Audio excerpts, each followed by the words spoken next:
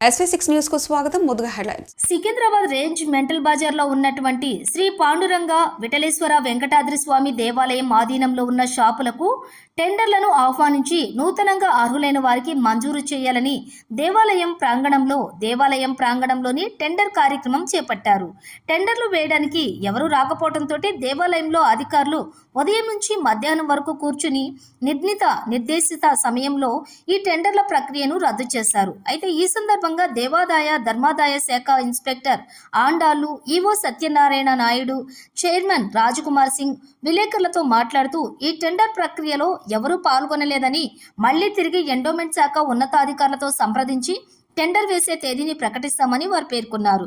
ఈ కార్యక్రమంలోని ఆలయ trust board సభ్యులు సందీప్ కుమార్, క్లర్కు పద్మ తదితరులు పాల్గొన్నారు. నేను ఇన్స్పెక్టర్ను అయితే నోటిఫికేషను అది ఖాళీగా ఉన్న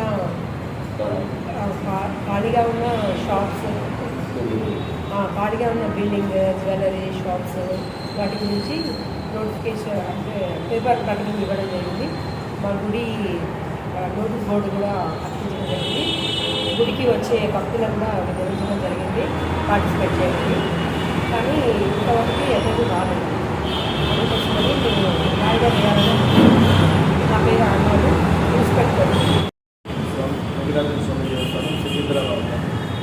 ఈరోజు దేవస్థానానికి సంబంధించి ఖాళీగా ఉన్న దుకాణం పక్కనే ఉన్న బిల్డింగ్ 15,000 తేదీ ప్రకటించడానికి ఈ తేదీ వేలం గురించి బహిరంగ విస్తృత ప్రచారం గావించడం జరిగినది.